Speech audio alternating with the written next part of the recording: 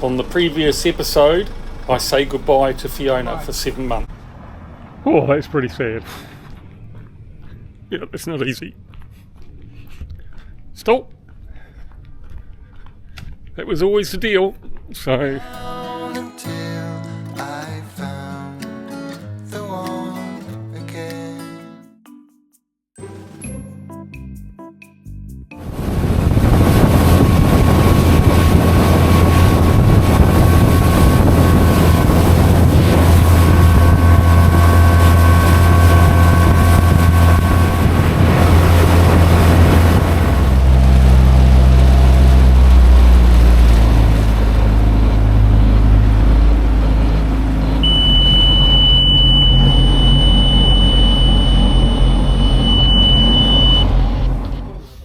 So day one on my own, what better way to start than with a cappuccino down on the waterfront. While I wait for the Mercury dealer to open, we can get the tender looked at. That blessed alarm keeps going off still, so hopefully we can get a solution. Go to the right place, and a cappuccino over here is more like a flat white back home. Love it. Okay, so I've found the spot where I have to bring the tender to get the guy to look at it. Now we just got to try and communicate and see if it's going to be covered under warranty or whether we're going to have to pay. Got a funny feeling I know the answer. Anyway, down here is the Mercury shop.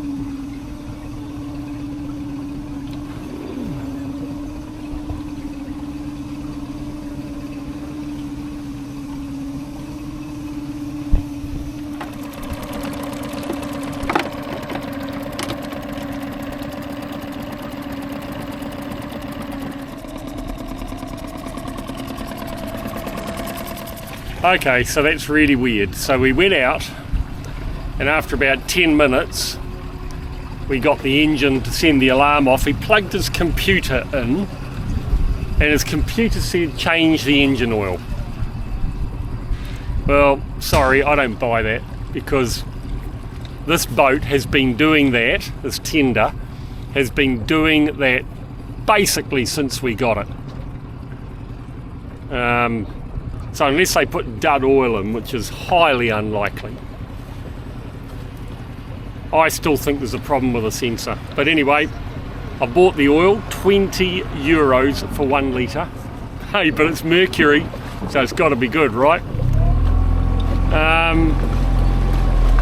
Yeah. And I'm going to go and change the oil. He got all shirty, started screaming and yelling at the other guy, basically saying I think I've wasted their time because I hadn't done an engine oil change.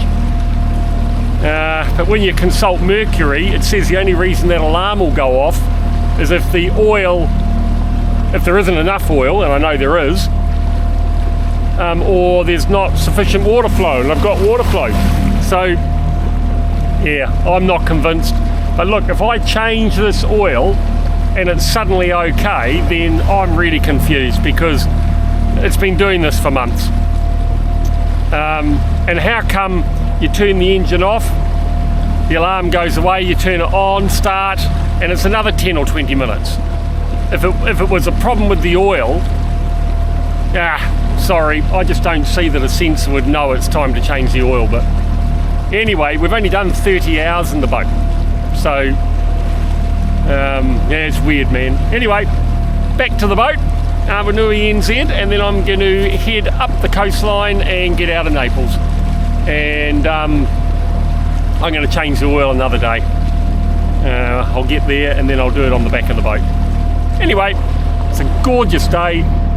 There's Mount Vesuvius in the background, port marker there for coming into the harbour. And I've got about a 20-minute run back to the boat. But what a gorgeous day. This is just perfect autumn weather. How cool is that?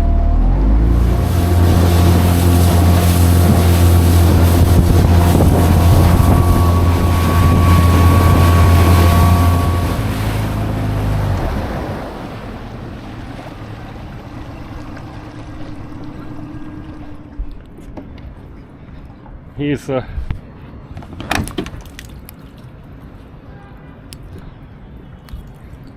First time me bringing the tender up on my own. Basically I've got to hold it there with my hand, any swing on the boat, and it can get out of control pretty quickly. So I've realised the biggest threat is me dropping the controller that brings the tender up, and I'm not entirely convinced what the solution to that is, because I kind of have to have it on me, and if I go into the water then it's going to go with me. So I possibly need to just think about that a little bit. Right, there we go. Whoop. I can see this whole filming thing with me doing it. I mean, I'm just going to let it run because it'll show you how difficult it is. This whole filming thing on my own is actually not going to be easy if I want to get some decent footage, so I'm going to have to think about that. And it might be that I have to get some more gear, I think, just to get some head stuff that I can put the camera on my head or on my body. The other thing I've got to learn to do is multitask, because you'll notice I stop talking when I'm trying to do something else. Anyway, right, here she is, swinging around again. I've really got to hold her in the place, so I'm going to have to turn the camera off, sorry. Okay, I got some semblance of control back again, only to realise what I'd actually done is turned off the bloody controller. So now it's back on again. I can get this sorted out. I've got the tender on the chocks. It's pretty easy once I've got the controller going again. But what I'm learning very quickly is any swell, and it's not impossible, but yeah, it's not good. So when I take the tender off, I really do need to be looking for some pretty good water to do it in. I'm really only going to have to take it off when I really need to. Otherwise I'm just better off to leave the tender on the boat when I'm on my own, unless the weather conditions are pretty bloody magic. I've basically decided that while the weather's good, I'm going to make tracks. I'm going to try and get to mainland Europe up on the Riviera as quickly as I can. Then I can slow down. So a little bit of island hopping to go as direct as I can. Alright, so here we are, day one of me being on my own, and I've made a couple of decisions already. While you're underway, one mistake, off the side, no radio, no EPIRB, watching the boat head off. So that's not acceptable. So I've basically made a decision that I'm going to wear the life vest the whole time. I've got the radio attached here, and I've got the personal locator beacon down in my pocket and tied on to the two eyelets that your belt would normally go around. So I just think it's better. Tender's on, engine started, and ready to get underway.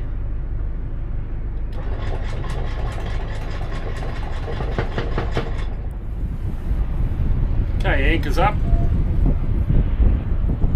vibration plates on top, autopilot's in.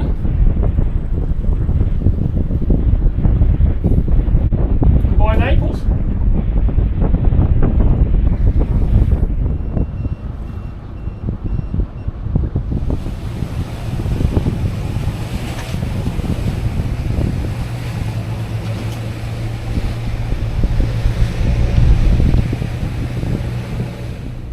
So today, going from the Bay of Napoli down here and heading up round the isthmus up to Corsica. It's a beautiful island on the northern tip of the Bay of Naples, and for some reason Active Captain has not downloaded the data for there, so at the moment I'm going off my iPad and trying to reload that data. It's about 14 miles, so not too far to go, and as you can see out there, the weather is absolutely idyllic, as it's forecast to be for the next 3 or 4 days. So yeah, just a short trip today, and we'll get everything loaded up tonight. If I can't do it today, this is really weird because it's definitely on the active captain on the iPad, but not here. So anyway, always something to work on. So some days you really have to pinch yourself because that's where I'm going. Absolutely gorgeous. I mean, look at that, Mount Vesuvius in the background. It's framed beautifully. That's Naples down the bottom there, the northern side of the Amalfi Coast, Capri, and then Procida, where I'm going. And while I've been sitting here, I've just been working on what I want to do with the Bimini. I'm just not happy. I'll go back here a bit. I'm just not happy that it's actually strong enough with those single 32mm stays at the front. Nice and secure at the back here. Happy with that. I'm even thinking I might put a small stay back to here on either side, but what I want to do, and I've got the parts for it other than the tubing, I'm going to put 32mm from here down to here. So that'll just strengthen it that way, and probably about that height down to there, across there like that. I think that won't interfere with things too much. And then the slightly controversial bit is from these up in here, I'm going to come absolutely plumb vertical down, because it'll annoy me if it's not. Either one in the middle here with a plate at the top fixed, or one down here and one down here, straight down 25mm, fixing into here with removable clips so that we can actually take them out. We've got beautiful weather through the summer and that, take them out, but then when there's storms coming or when we have to leave it somewhere, we can put them back in, and then I'll get in under here and put a plate across and actually bolt them in. So effectively you're fixing the Bimini structure to the boat structure. I just think I need to do that. I think the back one is going to be absolutely fine, not worried about that, but if this one at the front let go, we'd be in trouble. At the end of the day though, I think we definitely need one on either side at the front, and then something fixed at the middle. Once it's fixed at the middle, I can make that assessment. Am I happy with it? Does it really annoy me? Or you know what, after 2 days you don't even notice it, so it can go there permanently, but we'll see.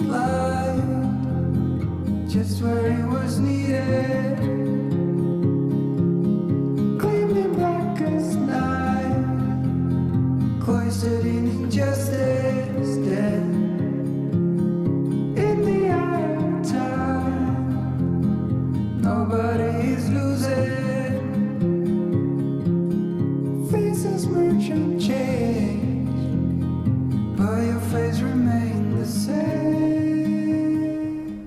Well, it's day one on my own, and you know what? I reckon it went really well. So I'm in the island of Corsica, just to the west of the Bay of Naples, and from here I'm sort of going to go via a couple of islands. You'll see those in the next couple of days. They just read up like they're gorgeous.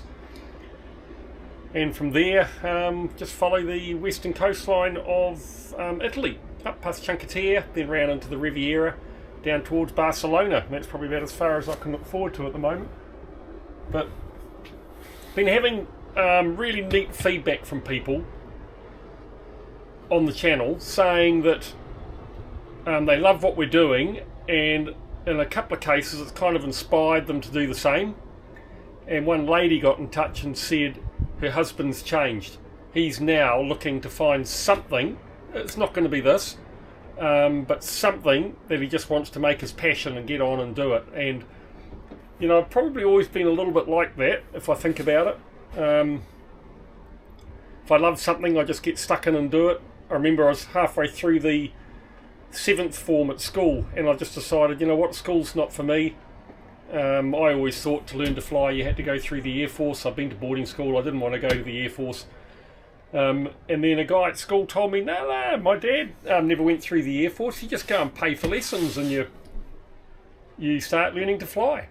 So I went home, announced to mum and dad that I was leaving school and that I wanted to go and learn to fly. And to their credit, they were disappointed. I've read the letter from my father to the principal. It was a Scots College in Wellington, a sort of a little bit of a knobby school, I suppose, saying how disappointed Dad was. But he said you can't stop somebody from following their dreams.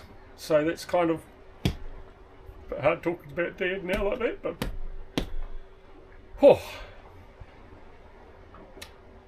he kind of set me on my path, really. He said, go for your dreams, sonny boy, he used to call me. So I went off, I got a job, and I could afford 1 hour's flying a week. And it took me a whole year to get to the point where I had a licence of any sort. And I remember an instructor telling me that you'll make it if you just don't give up. And through the years, it's just been so true. You know, you're only one in probably 50 people that start their flying, maybe even only 1 in 100 get into one of the major airlines, and you'd be amazed how the number of people that are in there are simply there because that was what they were going to do and nobody was going to stop them. So, you know, that's kind of been my motto a little bit, is you can just do anything. If you've got a dream, go for it. Just do it and find a way. You know, if you fail, you fail. But so the same applied to Kaitoki, really, and of course now the boat. That was my dream, and look, we're so lucky that we could afford to buy the boat. Jury's out on whether we can afford to run it. Had someone point out to me, mate, you haven't covered future maintenance costs, you know, because they're going to be pretty big, and they reckon, you know, a considerable amount needs to be put away for that, and that should be in your yearly running expenses. But the way I've looked at it is anything like that in the future, any big items can come out of capital, and if it comes to it, we'll sell a property and then we can pay for it with that. But day to day is what I wanted to record for the costs of being on the boat. So I guess, you know, this little short clip, I just want to say thanks so much for the feedback. In the end, this is the dream I wanted. I was going to do it, nothing was going to take it away from me, and here we are, and I'm just so happy we did it. And I'm just entering a new stage now, me on my own, and it doesn't get much better than that. Look, a beer in the hand and beautiful calm waters and a gorgeous backdrop of an Italian coastal village. So I hope you stick with me. Send those comments in, I answer them all. I love chatting to people. So yeah, send them in and we'll see what happens from here, eh? You keep climbing mountains, too blind to see. It's not getting you closer to where you wanna be in your life. The weight on your shoulders, time to put it down. You fall and you break, you got battles to take on, but you figure it out, yeah. You fall and you break, you got changes to make now. See the light at the end of the tunnel, it's right there, now just look up and follow. Take one step at a time, babe, I'm with you all the way. So baby, get up, up, up, up, up. No, don't you stay down, down, down, down, down. Now lift yourself up, up, up, up, up. Baby, baby, get up, baby, get up. The brighter you're shining, the darker skies get. So used to be hiding behind your fears, but from my perspective, you got just what it takes. You're in control here, don't you forget. You fall and you break, you got battles to take on, but you figure it out, yeah. When you fall and you break, you got changes to make now. See the light at the end of the tunnel, it's right there, now just look up and follow. Take one step at a time, babe, I'm with you all the way. And baby, get up, no, don't just stay down, and lift yourself up. Baby, baby, get, so baby, get up, so baby, get up. Don't just stay down, down, no, no, no. Yeah, yeah, baby, get up.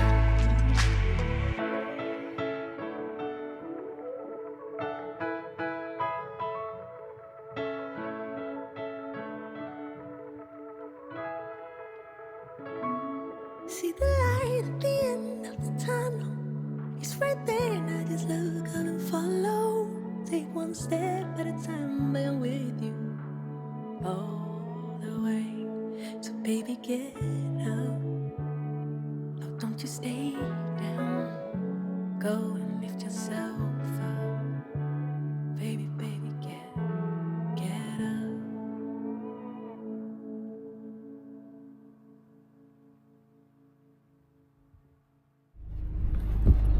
Okay, so I'm in Corsica on the island. Beautiful morning look.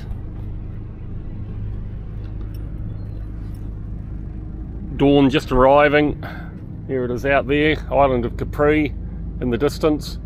Absolutely gorgeous. So I got about a 10-hour day today, so just getting set to get underway. Going to start up here on the fly bridge, get everything started up. We're pretty much in the middle, right where the anchor was dropped, so it becomes pretty easy to bring the anchor in, and we'll get the running lights on, anchor light off, and we'll be away. I'll come back to you later, we've got a big day.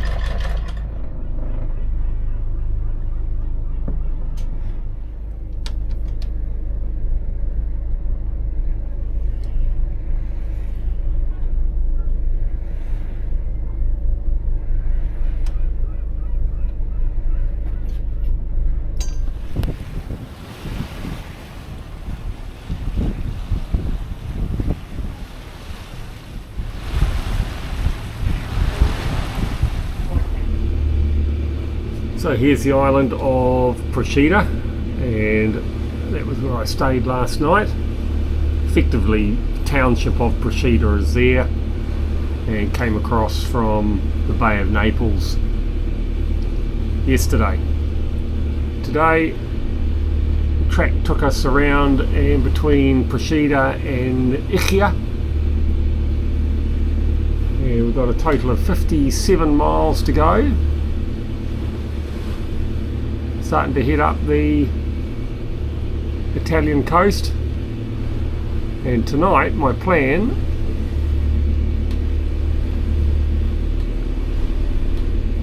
is to stay up at the Isle di Palmarola. and I don't get there at this stage until about 3:45 in the afternoon. We're doing 6 knots. If I get slowed up at all, then if you look back here, we've got a number of other islands on the way that I could stop at. So this one up here, and then another one about just over halfway. So yeah, she's a good trek today, but it gets me on my way. And you can see here we're heading up the west coast of Italy towards Rome. Here's Rome up here, Sardinia out to the west, Corsica. So I'm actually going to have to go all the way up here and then across. I'm going to do a big jump there. I'll leave about 1 o'clock in the morning and hopefully get there late afternoon, and then just have a good night's sleep then before I head down the eastern coast of Spain to Straits of Gibraltar. Weather today is pretty amazing. It's supposed to be flat calm, going through this little cutting between the two islands here, so just chopping up a little bit, probably 0.6, 0.7. But other than that, we're expecting almost no wind and a nice day. So yeah, should be a good trip.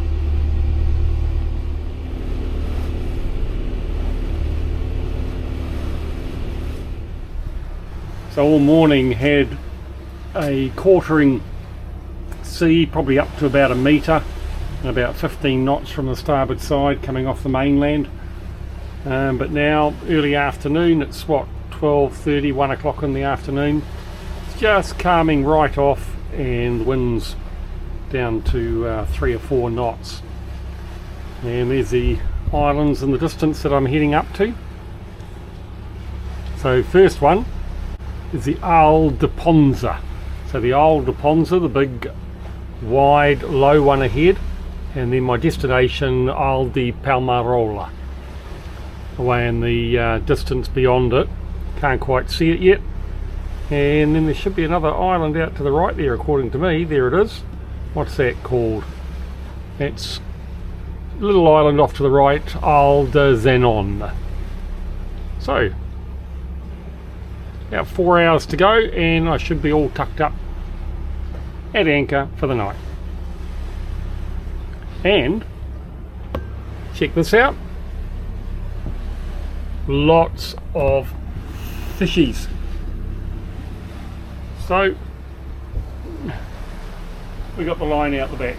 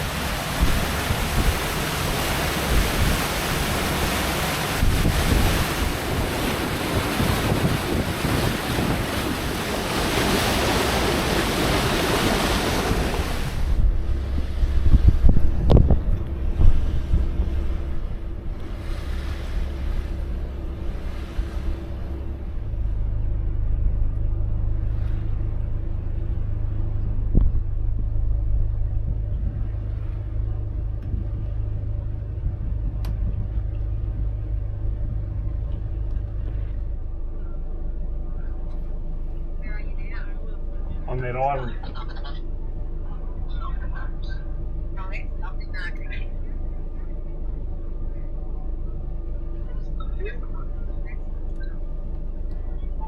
Yeah, I'm just getting into anchor, sweetie. I better go because it's quite shallow. I'm just getting into where I'm anchoring. I better go. Okay, good luck. The thing is though, Renee, are you just coming over to keep me company, or do you actually really want to come over? Because I'm fine. Bit of both. Pick up the computer for the starboard stabiliser. Or just being there, love it. Is it nice, Antibes? Yeah, it's cute. But I don't really want to go back to Nice from there, you know what I mean? How far is it from Nice? Well, it's a pretty stunning view watching that sunset over the Mediterranean. There it goes, just starting to touch the waterline now. That is beautiful, and what an amazing day. I mean, 10 hours at sea, first time on my own a distance like that, and it felt really good, and I'm being really careful. Must admit, coming into the island felt a little bit funny. I thought, oh gosh, it's only an hour and a half before dark, what if there's nowhere there? But plenty of room, not many boats staying by the look of it. Very rocky bottom, but it's only a couple of metres down, so worst comes to the worst, I'll be able to get down there and free the chain in some way. But anyway, just sit back, relax and enjoy that sunset.